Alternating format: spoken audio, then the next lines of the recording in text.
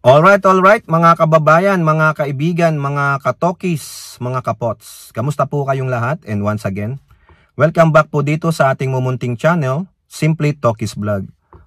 Tayo po ay magbibigay ng maiksing komento, opinion at reaksyon sa mga mainit na usaping pang politika sa ating bansa. Pag-usapan natin mga kababayan, itong mga Duterte senators, nagpakitang gilas po.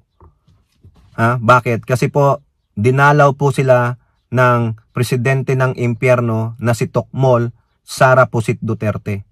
Bakit dumalaw sa Senado? Kasi po may budget hearing siya. After nung budget hearing, itong mga Duterte senators, they are already well prepared on their attacks on the anti-Duterte. Si Chis Escudero, pinapasaringan ang mga ilang senador. Pero hindi niya mabanggit kung sino. O diba, duwag lang. Kung matapang kayo, pangalanan nyo kung sino. Sino sa colleagues ninyo ang gusto nyong tirahin. Hindi yung puro kayo nagtatago sa maskara. Duwag kayo. Kung magko-call out na rin lang naman kayo, may ebidensya kayo, call out mo na. Bakit? Ito ebidensya ko. Na-research na kita Ganito ka O ganon. Hindi yung, mamay, mababasa natin dito. At the same time, mga kababayan, si Sonny Trillanes nasa ICC po. Mukhang, syempre, kinakailangan suportahan yung mga witnesses, no? Tignan ng kanilang mga kalagayan kasi isa po sila sa nag-file ng kaso laban kay Digong sa ICC. Pero sinabihan po siyang mapapabilang si Trillanes sa mga pugante na tulad ni Harry Roque. No? Si Harry Roque pugante, may warrant of arrest, di ba? Yan po, mga takas. Baka mamaya si Elizalde ko pugante na rin kasi wala pa naman siyang warrant of arrest. May kinaso lang, pero hindi pa nilalabasan ng warrant of arrest. Okay, sino po ang nagsabi niyan? Malalaman natin mamaya. So, shout out po lahat sa inyo and may God bless us all. So, unahin natin itong si Escudero. Si Escudero po ay embattled senator, former Senate President na kung saan ang pangalan niya po ay nababahiran ng dungis. Dahil siya po ay ikinanta na, singasong na po, lahat na po yan, ng mga government officials na galing sa Department of Public Works and Highways. Na siya po ay may budget insertion, pero sa kanyang budget insertion, siya po ay kumubra.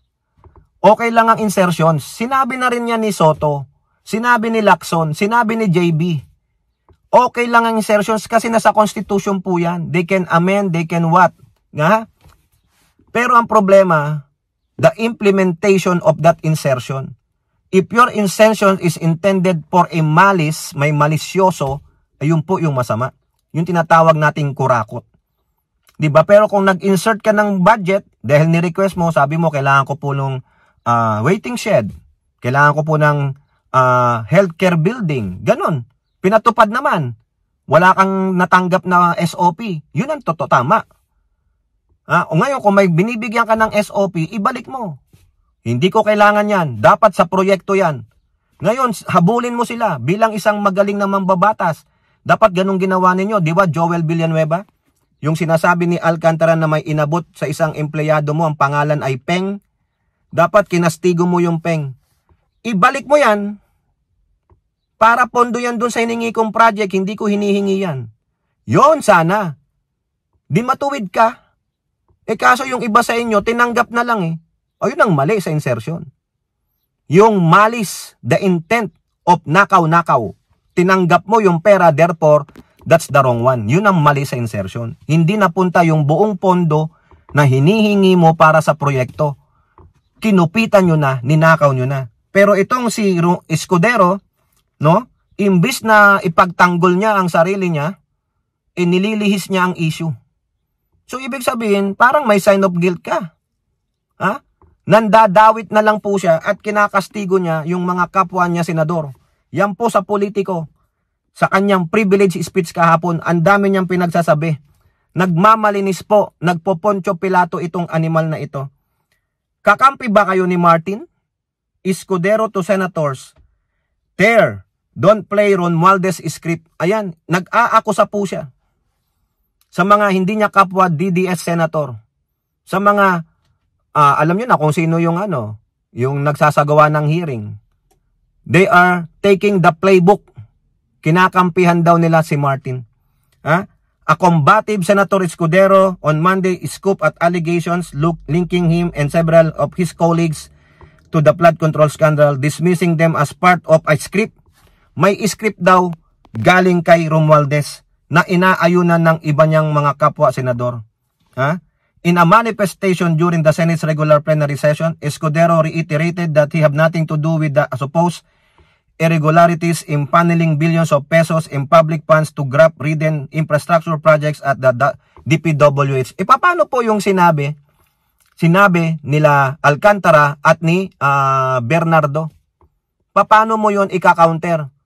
Kasuhan mo sila para magkalabasan ng ebidensya.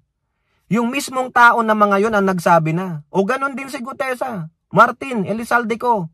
Kasuhan nyo. Si Martin magkakaso. O, yun ang tama. Kasuhan mo para ilabas nila yung ebidensya na sinasabing ikaw ay sangkot at depensahan mo. Makita mo yung ebidensya kung talagang hindi ka tumanggap o tumanggap ka. Kung hindi ka tumanggap, then file a case against them. Ilabas nilang ebidensya, yung totoong ebidensya magpapatunay na ako ay tumanggap ng ganitong halaga na ina-allege ninyo. Hindi. Saan ka dumidepensa? Sa plenary? Kailangan ba namin yan? Kailangan pa ba naming marinig yan? Korte ba kayo? Di ba mambabatas kayo? Dapat sa plenary ang pinagtatalunan nyo yung mga batas na para sa mga taong bayan? Hindi, ang ginagawa nyo to defend yourself, nag-SOS kayo sa plenaryo, nag-SOS kayo sa bulwagan ng Kongreso? Mga kamay nyo, mapuputi, bulsay maitim? Di po ba? Tama na, mahiya naman kayo sa taong bayan. Ginagamit ninyo ang oras ninyo hindi para mga mambabatas. Sayang po ang binabayad sa inyo ng taong bayan. Kung per ora kayo, sasabihin ko wag kang bayaran ng oras na yan kasi bakit? Ginamit mo pang personal Di ba? Pasalamat kayo, mababait ang taong bayan. Kung gago lang ang mga Pilipino, nilusob na kayo sa Senado. Tandaan ninyo, mas marami pa rin ang mga naniniwala sa administrasyong ito. Mas marami pa rin sumusuporta sa administrasyong ito. Kayo, ano depensa nyo sa bulwagan ng Senado? Diyan lang, sa plenaryo? Diyan kayo magdidepensa? In the court of public opinion? Hindi po. Doon nyo, idemanda nyo sila. Idemanda mo si Alcantara, idemanda mo si Hernandez, idemanda mo si Bernardo. Tulad ng ginawa ni Martin, magpapile siya ng kaso kay Gutesa. Ganun sana. Di ba? Ngayon nag-aakusa ka sa mga kapwa mo senador nakakampi. Sinusundan ng script ni Martin Romualdez. Saan ang script? Ilabas mo ebidensya. Ilabas mo na yung kapwa mo senador. Tutukuyin ko na. Mga kababayan, ang pinariringgan dito si Senate President Tito Soto at Ping Lacson. Yan lang naman, silang dalawa. Tukuyin mo na kung meron kang balls, tukuyin mo. Hindi yung tinatago mo sa sumasali kayo sa script. Sino? Diba? Tingnan mo He questioned why the ongoing inquiries including those of the Senate and the Independent Commission have yet to summon Romualdez despite the alleged involvement in the corruption cases. Bakit nga ba hindi? Parliamentary courtesy. Parang ikaw, pinaupo ka na ba? Ginawa ka na bang resource person o witness? Nabanggit ang pangalan mo. Diba? Bakit hindi ka pinauupo? Dapat lahat ng involved paupuin din. 'Di ba? Bakit ka nagbabato? Bumabato ka ng bato? Bumabato ka ng putik? Tingnan mo muna sarili mo. Involved ka din, dapat paupuin ka rin, 'di ba? Dapat walang colleagues. Ang tawag diyan ay respeto. Sabi ni Ping Lacson, interparliamentary courtesy. Nakaugalian nyo na yan. They are respecting their tradition. Ikaw, gusto mo umupo, di mo po ka. Voluntary, di ba? Sa mga nakaraang linggo, malinaw na nililis ang galit ng taong bayan tungkol sa mga ghost at standard platform project mula sa mga totoong may kasalanan patungo sa Senado at sa ilang mga miyembro nito. Tila pilit na ginagawang panakipbutas, ika nga at polgay at diversion ang mga senador. Palayo sa kamera at sa tunay na may sala. Teka muna. Hindi nilalayo. Iniisa-isa kayo. Tingnan mo si Bernardo, si Gutesa. O, pinunta naman sa camera. O, anong nililihis doon? Sabit kayo eh. Ang gawin mo na lang, pumunta kayo sa korte. Doon kayo magpabulaanan, doon kayo maglabasan ng ebidensya. Di ba? Uulitin ko, si Martin Romualdez magpapile na ng kaso kay Gutesa. Yun ang dapat. Yun ang due process, yung tamang gawin, hindi dito sa Senado, sa bulwagan ng Senado na ang kamay ninyo'y mapuputi, bulsa nyo'y maitim. Mahiya naman kayo. Ha? Klarong-klaro po ito. Klarong-klaro po ang script nito. Script daw. Teka muna, sino bang may script? Ang may script dito ay ang Duterte. Ang may script dito ay si Sara. Biruin ninyo, pumunta lang si Sara dyan sa inyo. Kinausap kayo. O ngayon, nagmamalaki kayo. At ito, DPWH eh. Sinong gusto mong ipatawag? Sino bang nakakaalam ng proyekto? Sinong nakakaalam ng transaksyon? Di ba mga DPWH, itong usapan eh. Hindi nililihis ito, hindi scripted ito. Di sana kung scripted ito, panahon pa ni Marcoleta. Yan ang script eh. Puro DPWH din ang tinapik niya, di ba? O, ano problema? Nagsalita yung resource person. Ano magagawa ninyo? Usapan dito, korupsyon sa DPWH. Nabanggit ang pangalan ninyo. Script ba yon? E di scripted pala. Si Marcoleta nagsimula ng script. Sinusundan lang yung script. So si Marcoleta, sinusundan niya yung script ni Romualdez. O, di ba? Mali na naman. Butas na naman mga kababayan. Ipitin ang 3 dating DPWH officials, pakantahin sa kanila.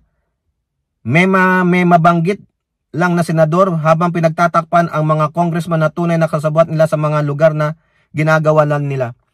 Idi ang gawin mo, idimanda mo nga sila eh. Bakit puro senador lang?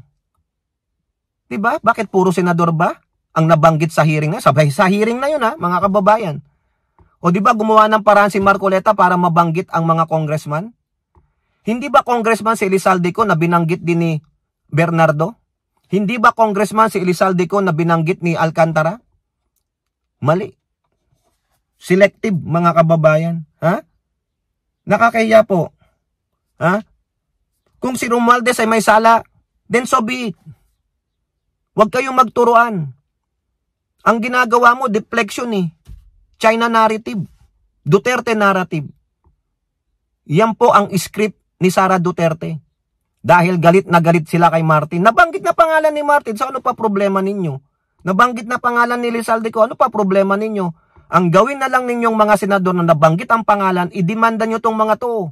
Yung nagsabit ng pangalan ninyo, hindi na namin kailangang malaman pa ang sagot ninyo. Doon na lang kayo sa korte magpaliwanag. Hindi sa korte ng plenaryo ng Senado dahil hindi kayo binabayaran para sa ganyan.